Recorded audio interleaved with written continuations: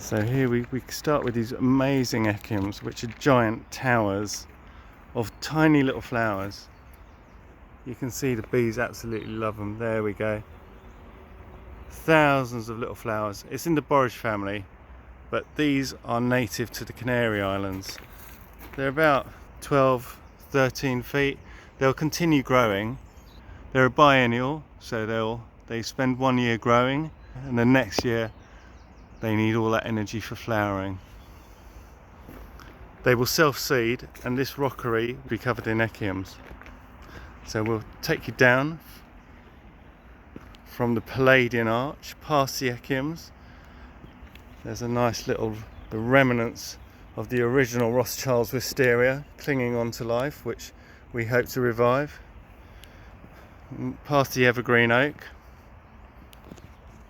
And one of the first things you see, and a real treat, is the Portuguese squill. And it is Scilla peruviana, an absolute beauty, made up of hundreds of little flowers forming a pyramid. It's in the hyacinth family, and again, pollinators love it, bees love it, and that's what we plant for at Gunnersbury. We plant with ecology and pollinators in mind, and this one is in the hyacinth family, which is maybe fairly obvious to some of you. As we just come up, we go past this lovely haze of Libertia, which is in the iris family, iridaceae.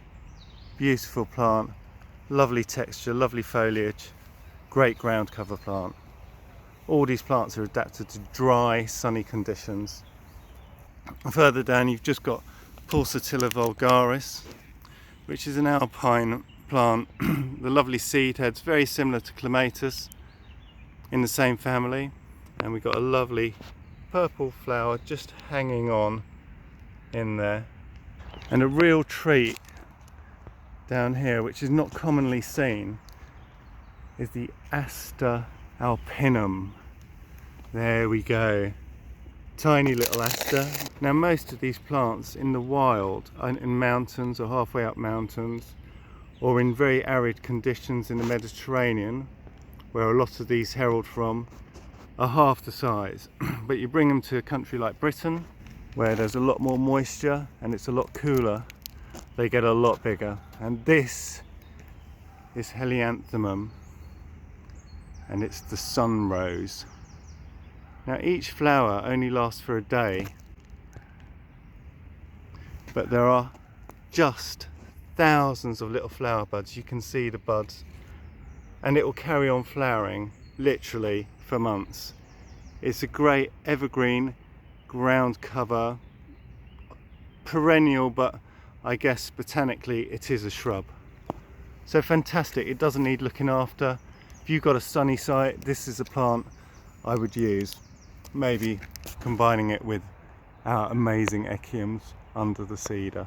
And we'll just carry on. This haze of white is a Rigoron Mexican Fleabane, and it is related to our common daisy. Look at it, isn't it lovely? After they've been flowering a while, they turn pink, but they all start off this pristine white colour. I just love them. Look, there we are with a Scilla peruviana again. Can't get away from them. What a wonderful plant. And each flower is made up of tiny flowers called florets. So there are hundreds, if not thousands, of tiny flowers which make up this daisy. It's in the same family, not surprisingly, as the sunflower. And the outer white petals are called floral rays, and they're the landing lights for our pollinators. Be careful of getting this Erigeron, because it self-seeds everywhere. And if we left this rockery untended, it would be the single plant that would dominate. The lovely Euphorbia Caracas, which is a great evergreen plant. Again, pollinators love it. Much used by the Victorians in herbaceous borders, a great stalwart of horticulture, but more fun and I far prefer is Armeria maritima, which if you go on holidays to Cornwall, you'll see it everywhere. And this is an evergreen clump forming perennial.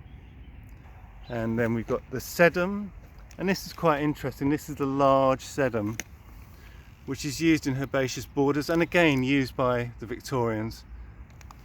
Great evergreen plant, lovely large flowers, big flower heads, which look amazing once they finish flowering. And then another sedum that is closely related is this one, and this is the contorted sedum, which is a pioneer species, and it loves rocky outcrops, and you can see how it hugs these rocky outcrops. And that's it from me today. I hope everyone has enjoyed it. This is my first video blog for Gunnersbury, so if it's a bit rusty, I promise I'll be getting much better and I'll be bringing a lot more shots to you. All the best for now. Stay safe.